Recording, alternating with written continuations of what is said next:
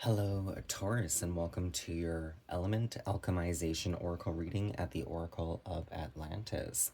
We're breaking down your elements, earth, air, fire, and water, taking a look at body and environment, mind and the mental planes, spirit, creation, and passion, as well as the emotions of heart and soul.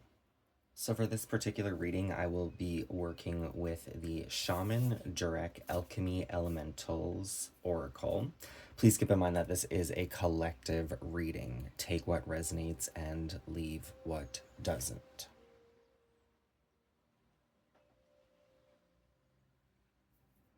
So as you can see, I've gone ahead and pre-shuffled and pulled the main element energy for you at this time.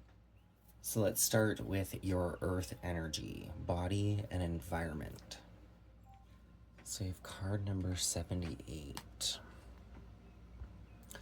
This card very much reminds me of the Chariot's energy in the Major Arcana of the Tarot, which ironically enough is card number 7 as well.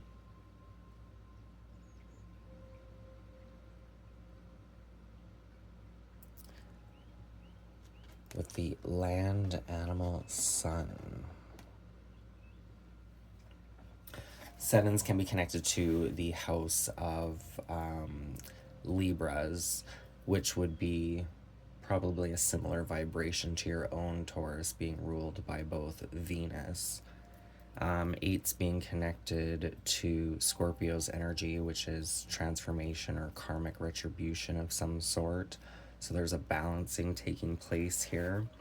It's one thing to love animals and to scratch them behind their ears and to tell a chihuahua in someone's purse that you like its sweater vest. It is quite another thing to truly commune with animals. When was the last time you ran alongside a horse, feeling the joy and freedom it feels sprinting across the land? When was the last time you rolled around with a dog, not just looming over it while patting it on its head, but humbled yourself by bringing yourself to its level and playing with it the way that dogs actually like to play? When was the last time you sang with the birds and harmonized with their melodies?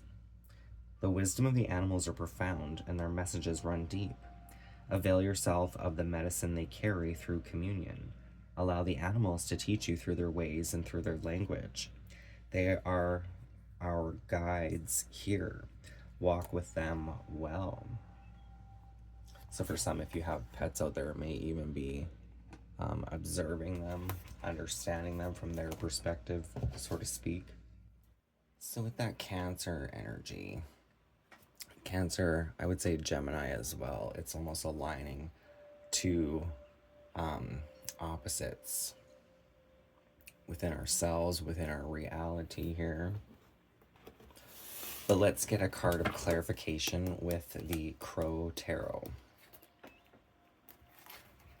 Clarification or advice for Taurus.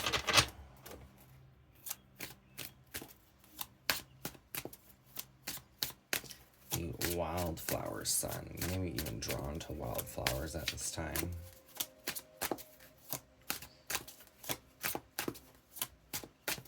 Taurus. Choices and decisions.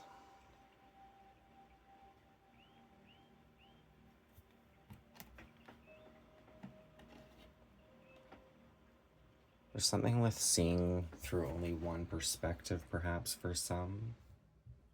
But that could go back to that energy of if you have pets or animals around you. We just kind of become the parent, the boss, right? Most times, but then it's almost like learning to understand or learn their body language or way of speaking, if you will. But the Two of Swords definitely represents usually some sort of choice or decision that needs to be made. Usually through one's intuition, which would make sense with that Cancer Gemini energy. Gemini can be very much the energy of the mind, the thoughts, the pros, the cons, where Cancer's energy is more the emotional realm of who we are. The blindfolded crow balances herself on the blades of two swords. She calmly stays in place, unable to see the edges or where to safely hop to next. She is afraid of making a dangerous or painful mistake. The Two of Swords suggests you may find it difficult to make a significant decision because you feel you are unable to see the full picture or that there is valuable information that is being withheld. If you are feeling stuck, evaluate where the fear is coming from and look for the steps and information you need to proceed safely. 67. Sixes can be connected to the house of Virgo, which is connected to our health and service, service to ourselves, service to others. That 7 energy being connected to Libra's energy, which is predominantly the house of balance, but it can also be connected to marriage and partnerships. Can I get another card with the Two of Swords? Card of advice for the viewer.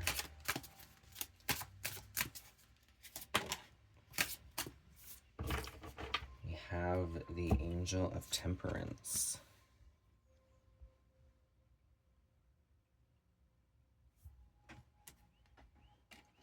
So Temperance is Sagittarius's energy. And Sagittarius is connected to our goals, our desires, what we're kind of working towards or wanting to go towards here. But with the Temperance energy, it's kind of just clarifying the guidance of the Two of Swords, where it's like you may not have all the answers or feel like some sort of information is being withheld from you at this time. But the Temperance is all about kind of reining in our energy, a little self-discipline here.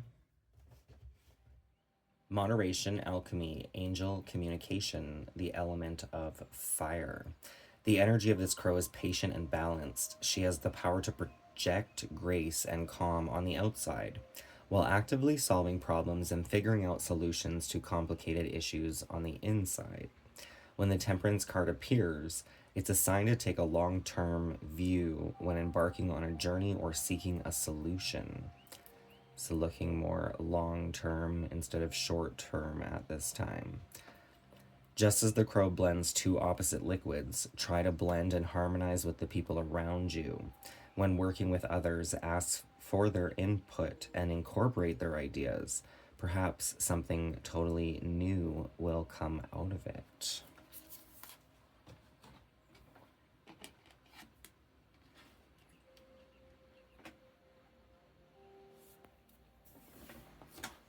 Incorporate their ideas. That kind of goes back to me sympathizing with pets. We have a good perspective or outlook. It doesn't necessarily have to be animals, it could be the people around you, asking for their advice, kind of cherry picking what you think the right kind of combination, so to speak, is. But it's all about kind of receiving and working with the energies, not necessarily about making that action, perhaps. There may be a choice or decision that needs to be made, but it may also need a lot of consideration as well.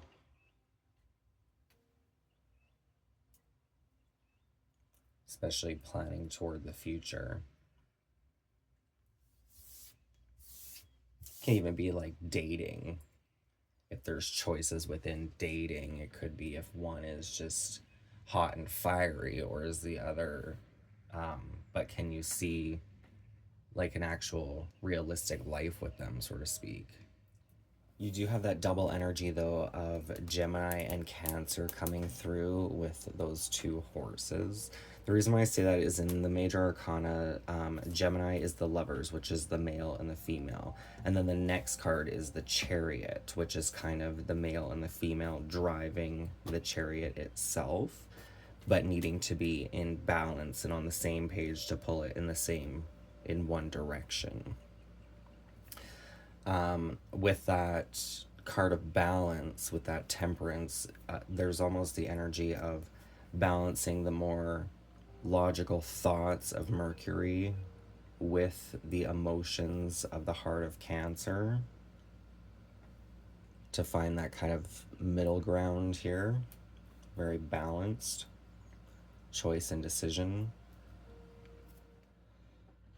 So, but horses also represent freedom, right? It may be a time to just kind of get out of your head a bit and a little bit more into your body here. Nature can definitely help ground the energies, especially if there are tough choices and decisions to be made, right? Obsessing over it will kind of just drive us crazy. So now let's take a look at your air energy, the mind and mental planes, what's going on there. So we have card number 53 with a storm moon.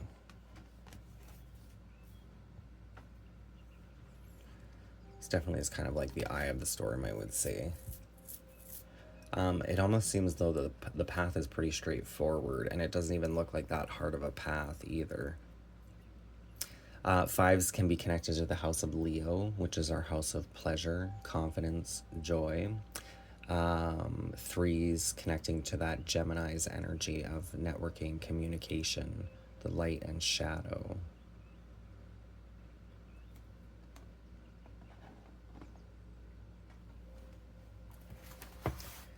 There is chaos on the horizon. Be the calm in the eye of the storm. There is nothing you can do to avoid the difficulty that lies ahead. Trust that your path has been charted by the spirits, that the ancestors are holding you close, and that danger will not befall you. Turn to the light of your intuition to guide you through the darkness. Remember that safety is an illusion and will never be found outside of yourself. You must turn inward to find the security you crave. You will not incur any harm as long as you stay connected to your inner light. Now is a time for trust and a time for listening. The spirits will keep you safe from harm despite the challenges that are unfolding. We have number 69, which is connecting me to that Cancer's energy. So Cancer's energy very much can represent the house of Cancer would be home, family, inner child, upbringing, things of that nature. Definitely home and hearth. Connected to perhaps one's health as well as goals. Which kind of makes sense. Your upbringing would kind of dictate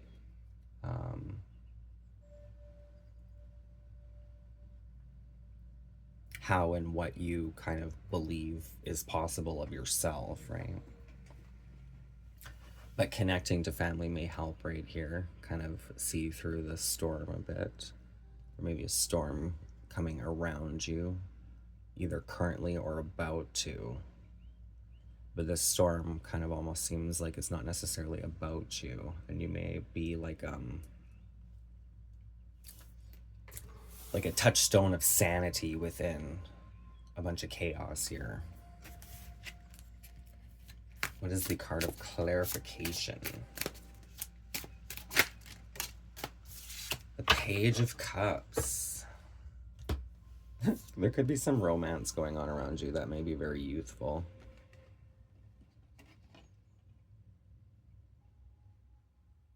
This Page of Cups, it speaks of the fish speaking romantic tales into the crow's ear.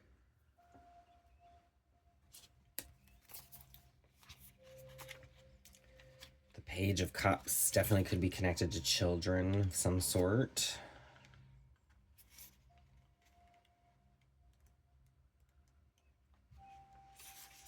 The Page of Cups is a creative crow who finds inspiration practically everywhere she looks. The crow leans in and listens to a fish spin romantic tales of love and travels. This young, energetic bird delights in discovering new ideas and experiences, especially if they seem unconventional. Her vision of the world is almost childlike, full of play and wonder. The Page of Cups appears to you as a reminder that dreams can often provide the answers or inspiration we seek. Stay open-minded because alternative solutions may be found from a different and creative perspective. 48, so again, that Cancer energy, home, heart, soul, structure. Then that 8 being Scorpio's energy, which would be the next water sign, which I do see Scorpio is kind of, is very much the card of judgment, like karma, transformation, change. So there may even be a change in the perspective within some sort of family dynamic here for some. Or it even could be a change in our own upbringing.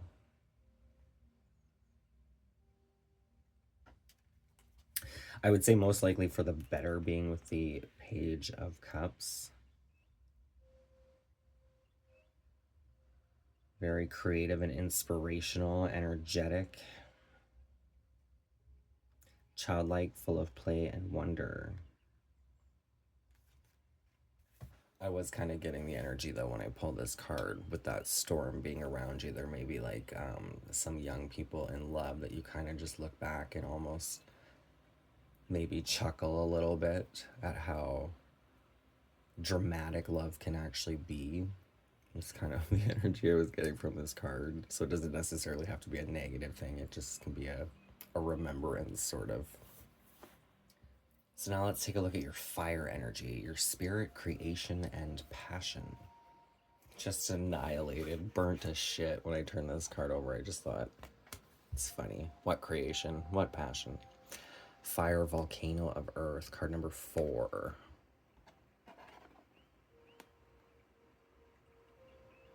Just kind of looks like a mud pile. Big old, what was I going to say? Big old dung heap. A true leader recognizes the needs of the people and then inspires and encourages them to bring their passions and their genius forth. You're being called to leadership, dear one. It is time to take your rightful place at the table and to inspire others to do the same. You must share your love and guide the people to take action that is aligned with spirit. Know that everything you've gone through, the hardships, the challenges, and even the blessings, have been designed to support you in the journey ahead, the journey of being a leader of legacy. Trust the path, trust your steps, trust in spirit. We have number 16. So ones can be connected to the house of Aries, which is the house of the realized self. Inherited traits, fight or flight responses, things of that nature. 6s being that Virgo's energy, service, and health. But 16 is connected to the Tower in the tarot, which the Tower can be some sort of disruptive change, which did come through, wasn't it, in the 2 of Swords? Some sort of chaos that's unavoidable.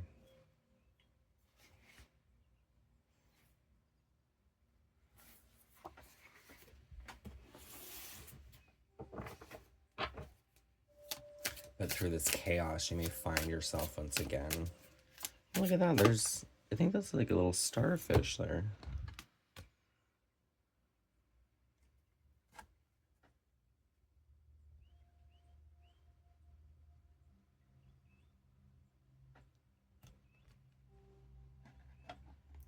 Just reminded me of like a pentacle or a starfish, which is kind of the same. Oh, it's right there too. Drying out.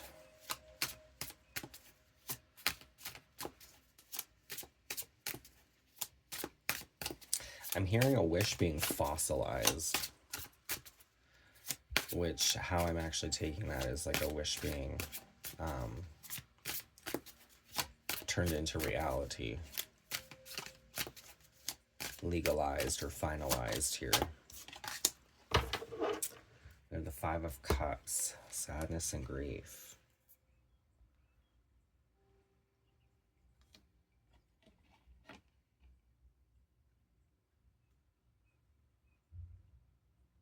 Definitely seeing a change within these 3 cups that are spilling over. Major, well, I don't know if major is the right word, but definitely could be major emotional ties we have or influences. Something not going as according to plan. but there's support here.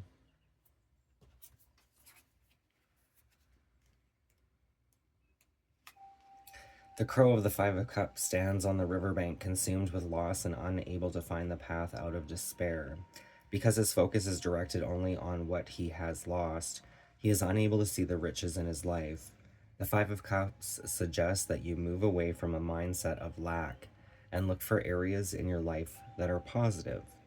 The message of the Five of Cups: replace feelings of scarcity with gratitude. 53. So gratitude, joy, contentment, the house of Leo, connecting with the house of Gemini, network and communication, perhaps with the spiritual realms, but also with ourself. The message of the Five of Cups: replace feelings of scarcity with gratitude.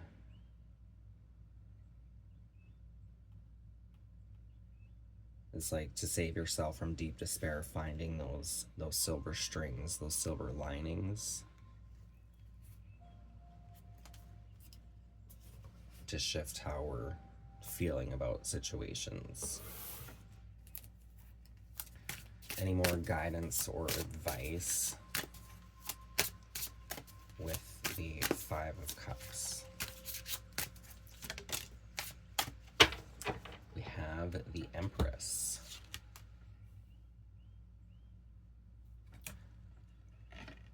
So the Empress is it not Taurus's energy?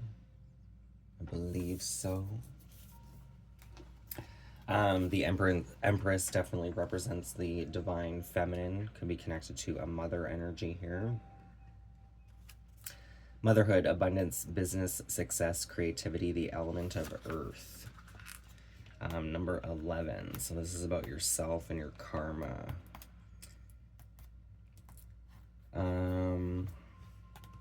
The Empress, though. I always feel like Taurus's ruling planet really should probably be Earth. Maybe not, because Earth doesn't have an actual zodiac sign, but I always just feel like the bull would be most connected to Earth than anything. But the fertile Empress flies over the abundant, lush landscape of Mother Earth. She is uplifted by the warmth that radiates from her connectedness with the planet. The Empress sends a loving message to take time to pamper yourself and to embrace the feminine energy within all of us. Her spirit is pure love and bringing things to life. She asks that you go into nature to feel the soothing and healing power that invigorates the soul. When the Empress pays a visit, she may bring a message of a new birth. So definitely being in nature can help. We did have the energy coming out in the beginning with wildflowers. Oh, sorry, it's not wildflower, it's animal. There is a card that is labeled wildflower.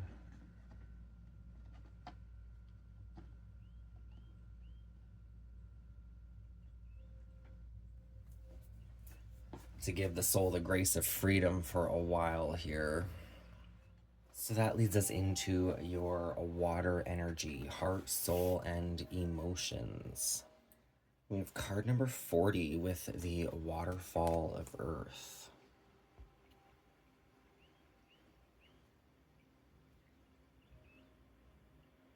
I was thinking there's all those wildflowers, but they almost look like crystals. You want to work with crystals for transmuting energy. There is a time for solitude, just as there is a time to commune with others. Your tribe is calling you to join in their revelry. Now is the time for you to ground into the collective spirit that nourishes the individual spirit. Your soul is longing to be fed by the company of others and to sink deeply into the unfolding of love's true bounty. You see, there are many kinds of love. There is love of self and love of spirit, just as there is a love of nature and of beauty. There is nothing quite like the love that is shared between friends and family.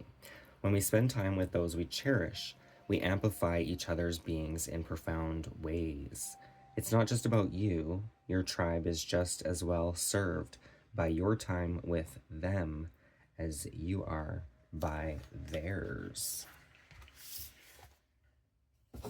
The song, what is it, Can You Feel the Love Tonight by Elton John was coming through. At least I think that's what was trying to come through. I was reading one of your cards and I kind of got a flash of, it was like a lion in my head, a lioness, and I couldn't figure out. But then it was totally from The Lion King when her and Simba are reconnecting. And then that song came to mind, so that song may have some significance to some out there. I mean, I'm sure it has significance to a lot of people, but it may have a deeper resonance for somebody out there.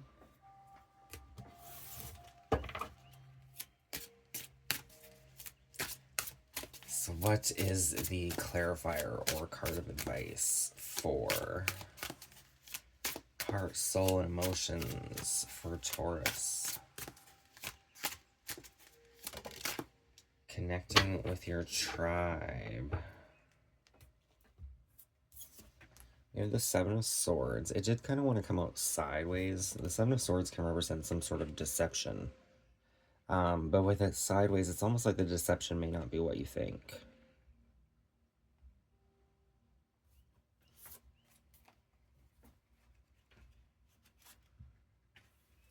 The cunning trickster crow is trying to fly away with a stash of shiny swords before the other crows can get them, but there are too many for him to carry.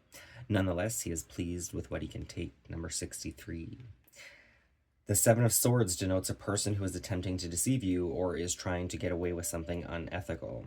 If you are hoping to be able to trick or take advantage of a person, the Seven of Swords serves as a warning that your plans will fall through, or you risk getting caught.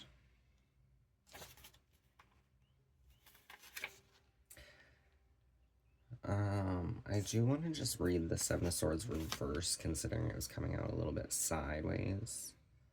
A point in time where you are finding it difficult to take the next step because you may be feeling overburdened. Now is the time to evaluate bad habits that hold you back.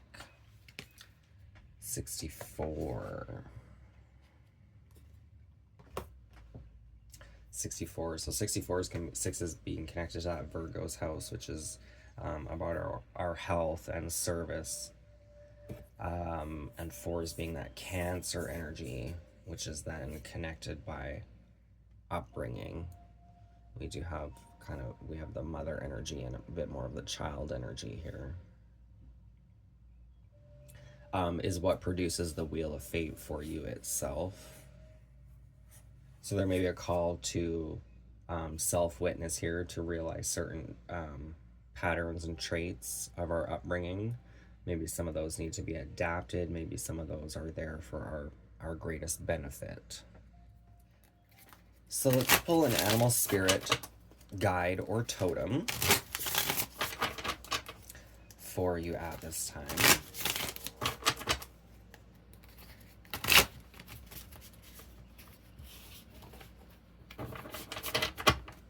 You may be new to something. I just keep seeing the horse, which represents strength, stability, freedom.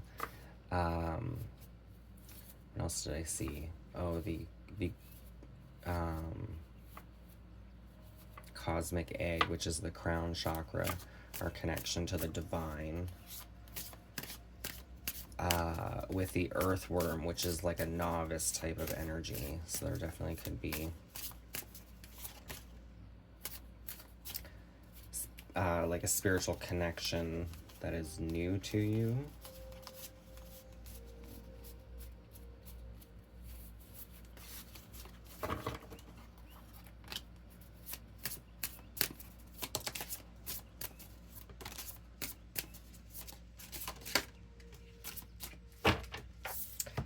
So we have 4 animal spirit guides that want to come out.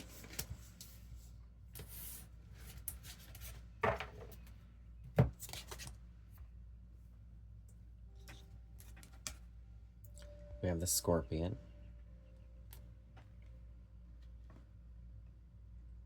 The scorpion I usually do see as releasing toxins and pollutants here. And then we have 3 others. So these other 3 I feel like are going to be a pick a card. Whatever card you are drawn to is going to be your teacher or guide at this time.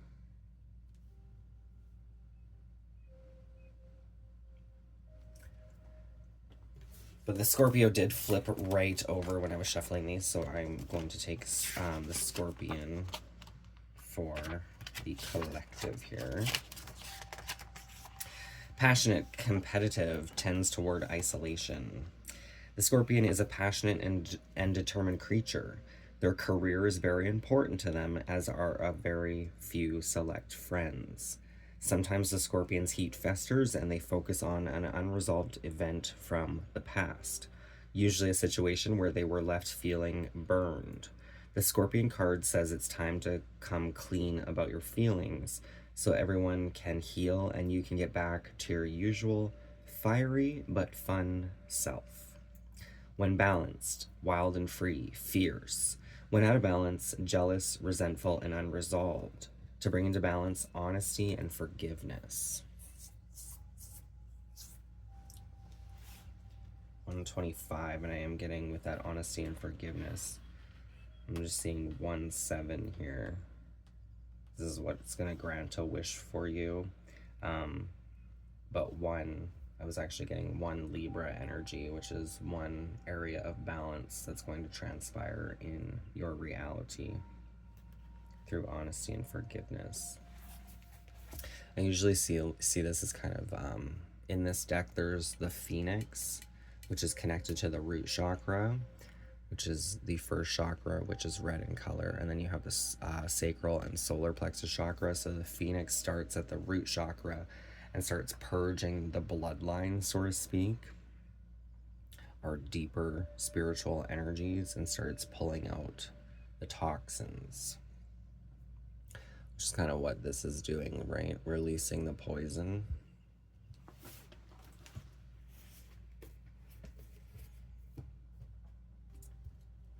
But I would see Scorpio's energy in the zodiac wheel as a very potent karmic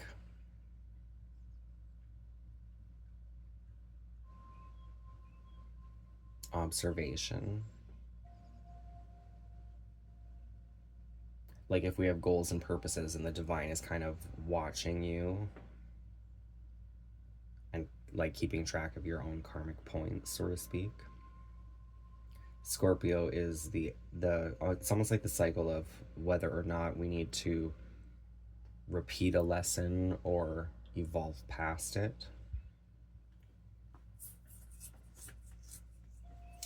So let's get into these other 3. So they're going to resonate for different people watching this video. Start with the first one. We have the tarantula. At a crossroads, claiming life's purpose. The tarantula represents a moment when a great decision must be made. It involves prioritizing your life's deeper purpose or dharma. A habit or routine from the past is sidetracking you from your dream, yet a voice inside you keeps begging you to refocus your attention. In order to find true happiness, you must choose dharma. Until you do, satisfaction will be fleeting. The tarantula hovers patient and calm, like an old friend that knows your inner soul. It already knows you will choose wisely. When in balance, follows one's intuition. When out of balance, hesitates and over-intellectualizes. To bring into balance, daily journaling. So if you feel connected to that energy, you may want to work with your intuition for sure, following your intuition. And if you're having a hard time following that intuition, you may want to work on journaling and trying to be authentic in how you journal, because that might help kind of clear up or singulize your intuition, if you will. It's kind of muddied with chaotic thoughts. Number 2, we have the tiger, which is connected to the lunar forces. We got all fire so far. Lunar force, ease in darkness, and feminine energy. The tiger hunts at night, at one with the silence, fearing nothing. This card reminds us to take in the wild darkness, to allow the lunar forces to soothe and heal our spirits. Sensuality, receptivity, and devotion are all heightened in the midnight hour, and the tiger takes advantage of these boons. Spend some time in silence this evening, drinking in the potent calm. There is nothing to fear in the stillness except the awakening of your own power. When in balance, passionate, strong, and sensual. When out of balance, overstimulated. To bring into balance, Tritacta or candle gazing. So out of balance, if you're overstimulated, which I sometimes go through phases like that, usually from caffeine and sugar, where I'm overstimulated and the mind is going crazy and the body like needs to be constantly doing something, whether it's on the phone or puttering around, taking care of little things here and there. With that, there's this energy of like slowing and deepening the breath, forcing yourself to relax, to calm the mind. Tritacta, candle gazing, is basically giving yourself permission to stare into the flame to the point that you become so bored you start seeing patterns and creations or shadows in the silhouette of the flame. Allowing yourself to drink in the calm, especially if there is frantic energy. Then we have the owl. The owl connected to Athena, representing wisdom. Abundance, clairvoyant, and treasures. The owl is a mysterious and otherworldly creature found in folklore from east to west. The white owl in this particular deck is the companion of the goddess Lakshmi and represents wealth, beauty, and good fortune. When the owl card appears, it's an omen that a boon or treasure is on the way, either in spiritual or material form. We did have the energy of material kind of coming through, though, here with that. No. Oh, what's this card? That fossilized star.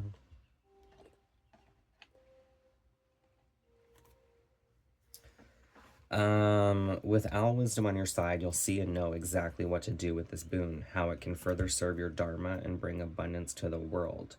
Trust that the wellspring of treasures is infinite. When balanced, generous, trusting, and secure. When out of balance, money quarrels and scarcity. To bring into balance, an offering should be made.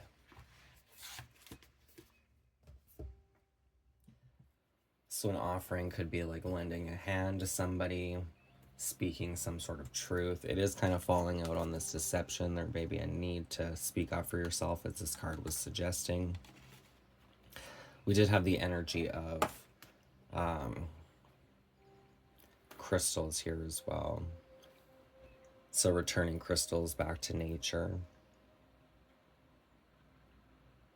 Leaving things for somebody else to find, donating, things of that nature. Could be a way of making an offering. Could be an offering of yourself to spirit if there's something that you feel really called to do. Maybe you're willing to offer up those services.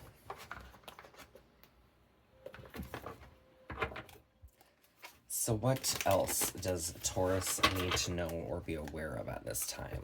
This is the Akashic Truth Oracle. Taurus. What else does Taurus need to know? The collective of Taurus, please and thank you.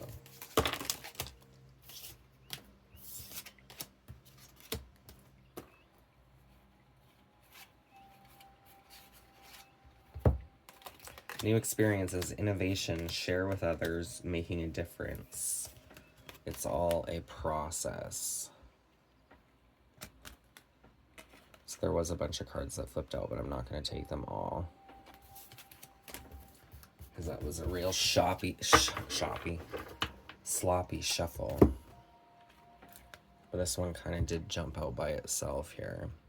It's time to put those long cherished ideas into action. You will soon come into contact with the appropriate individuals, circumstances, and resources. Eventually, you will experience joy as well as brand new opportunities. Trust in the process.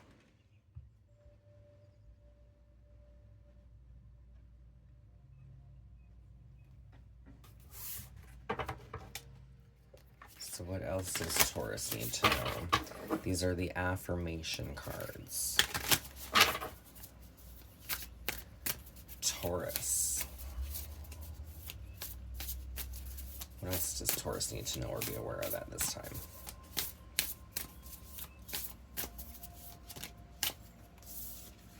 Oh, your own energy came out. Well, would you look at that? So Taurus, I am a source of inspiration for others to pursue their dreams fearlessly.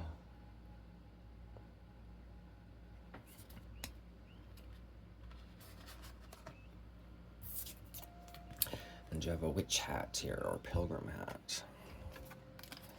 I am grateful for the unique qualities that make me who I am. I am grateful for the unique qualities that make me who I am.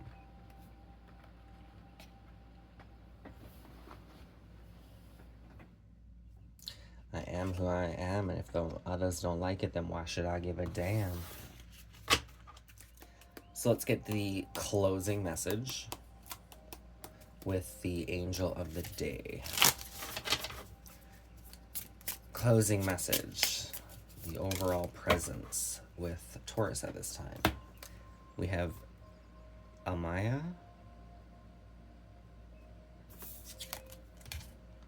Elamaya. Today is the day of discovery. Look out for something new to learn. Elamaya. So these are all in, I believe it's the Hebrew alphabet.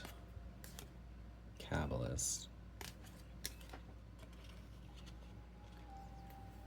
Elamaya would be one of the, I think it's 72 angels. Who and what is Elamaya known for?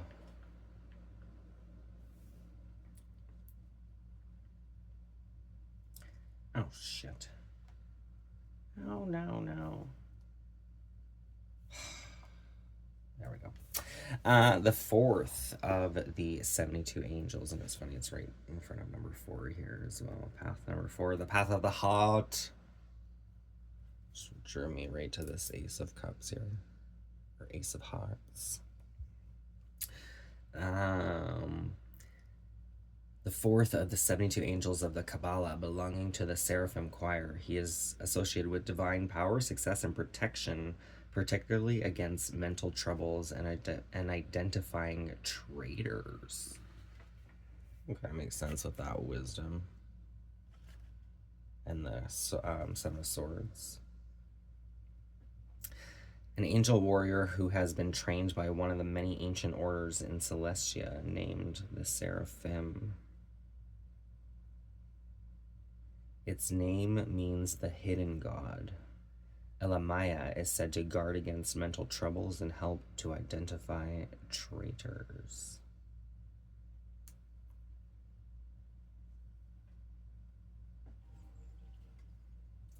This definitely could help, especially if you're feeling like, I don't know, attacked or even psychically attacked and not sure who the perpetrator is, right?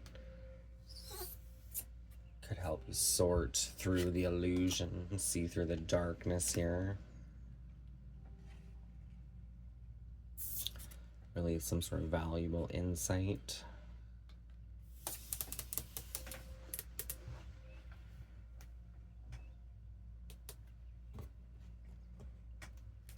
Can I get one more for the closing message? So we have the element of air. What I was going to ask was about this traitor, and I was kind of hoping a court card would come out. Might give you a hint of the sign. But with the Ace of Swords, the swords representing the air element, Gemini, Libra, Aquarius.